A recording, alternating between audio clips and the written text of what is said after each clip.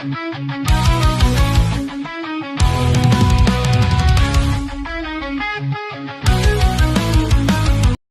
woods are never truly silent. Even in the dead of night, there's a symphony of life. The chirp of crickets, the rustle of leaves, the distant call of an owl. But the most terrifying sound of all is when that symphony stops. When every living thing holds its breath at once, because it knows something ancient and wrong is passing by. For a group of friends on a routine camping trip, that silence was the first warning. They thought they were telling a ghost story. They never imagined the ghost story was listening. Welcome to a tale that blurs the line between campfire folklore and a harrowing eyewitness account. It's a story about how a few careless words, spoken in jest around a crackling fire, can echo in the darkness and summon an answer.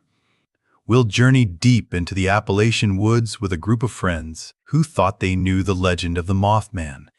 And we'll uncover how they accidentally performed a ritual, line by line, that didn't just tell a story, but sent an invitation to one of America's most terrifying cryptids.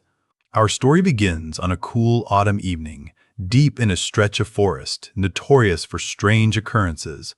4 friends, let's call them the campers, had set up for the night. The air was crisp, the fire was bright, and the mood was light. They'd done this a dozen times before. But as the hours wore on and the beer ran low, a familiar boredom set in. That's when one of them pulled out their phone. They'd found something on an obscure forum for local legends, a so-called Mothman summoning rhyme. It was cheesy, almost childishly spooky. The post claimed it was an old piece of local folklore, something kids would dare each other to say.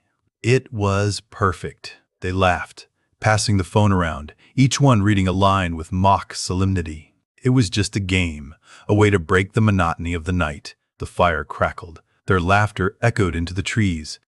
And for a moment, everything was normal. They had no idea that with each spoken word, they were turning a key in a lock that should have remained shut forever. The joke was over. The real story was just beginning. The first sign was the quiet. It wasn't sudden but gradual, like a volume knob being slowly turned down. First, the crickets went silent. Then the frogs. The fast. Soon, the entire forest was holding its breath. An unnatural stillness settled over the campsite, so profound they could hear the blood pounding in their ears. They looked at each other, their laughter dying in their throats. It was probably just a predator nearby, they reasoned. A bear, maybe a coyote, but the feeling that settled over them wasn't fear of a known animal. It was a deep, primal dread, the feeling of being prey. Then came the second sign. Their phones, which had been working perfectly just moments before, began to fail. Screens flickered with static. AS spun wildly. Fully charged batteries suddenly plummeted to 0. They were disconnected, isolated in a bubble of failing technology. The woods, which had felt like a familiar retreat, now felt like a cage. They were alone, or rather, they weren't alone anymore. They could feel it now, a distinct, intelligent presence circling just beyond the ring of firelight. A snap of a twig, too heavy for a squirrel. A flicker of movement at the very edge of their vision. Something was out there, and it was getting closer. What the campers didn't know, what the forum post had conveniently omitted, was that the silly rhyme wasn't just a rhyme. It was an incantation, with each line serving a specific, terrible purpose. The words were a sequence, a recipe for a summons. The first line they'd chanted was, "Where embers glow and shadows creep, gels." They thought it was just setting a spooky scene, but its hidden meaning was an act of location. It designated their campfire as a beacon, a focal point of energy in the vast, dark woods. It was a lighthouse, signaling, "We are here."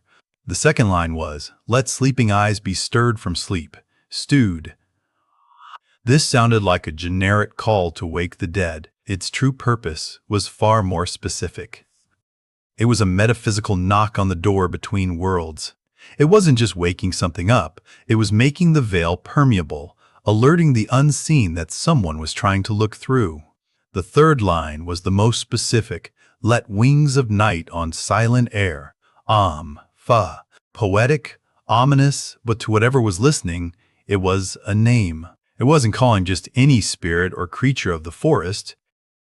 It was a direct address to an entity defined by its silent, winged nature, an entity known to haunt those very woods. And then came the final devastating line they had all laughed at. We speak your name, we cast our snare. They thought snare was just a dramatic word choice. They were wrong. It wasn't a metaphor, it was the activation. It was the command that bound the summoned entity to the beacon they had created. They hadn't just called out to the Mothman. They had trapped it, tethering it to their location until the ritual's energy dissipated. They had made a promise, and now the Mothman was there to collect. The circling presence grew bolder. The feeling of being watched was replaced by the certainty of it. A low, chittering sound echoed from the darkness, a bizarre mix of insect-like clicks and electronic feedback. Then, one of them saw it. As a shape passed overhead, momentarily blotting out the stars, they saw them. Two enormous, glowing, red eyes. They stared from the impenetrable blackness of the trees, not with animal curiosity, but with an unnerving, cold intelligence. There was no mistaking it. The joke had become flesh and blood, hoarded. In a frenzy, they kicked dirt onto the fire, thinking the light was what attracted it. But plunging the campsite into darkness was a terrible mistake. Now, the red eyes were all they could see, hovering in the void, sometimes low to the ground, sometimes high in the trees. The chittering grew louder, closer. They heard the powerful beat of enormous wings, a sound like heavy canvas flapping in a hurricane. As the creature swooped low over their tent, the force of the wind nearly tore the fabric. It wasn't attacking, not yet. It was watching, testing. It was bound to them by their own foolish words, and it seemed to be exploring the limits of its cage. The campers scrambled into a single tent, zipping it shut as if a thin layer of nylon could protect them for the rest of the night. They huddled together in silent terror, listening as something impossibly large moved around their camp, its heavy footsteps shaking the ground, its strange electronic call piercing the suffocating silence. As the first hint of dawn broke the horizon, the sounds faded. The oppressive presence lifted. Cautiously, they unzipped the tent. The campsite was a wreck, but they were alive. The creature was gone, but it had left proof.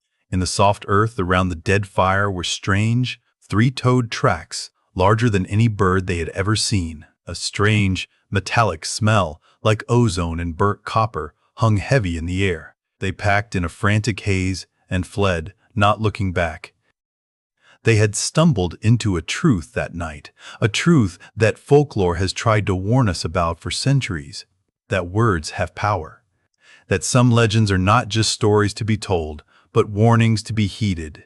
They lit a campfire and recited a rhyme as a joke, but in doing so, they opened a door. And for one terrifying night, they came face to face with what came through. It reminds us that when you stare into the darkness, you must be prepared for the possibility that something might just stare back. So what do you think? Was this a case of mass hysteria fueled by a creepy legend? Or did they truly summon the Mothman with a few careless words? Let me know your theories in the comments below. I'd love to hear your own local legends or any unexplained stories you've heard around a campfire. And if you enjoy exploring the mysteries that lurk in the shadows, make sure you subscribe and ring that notification bell. You won't want to miss what we uncover next, just beyond the firelight. Continuation of the story.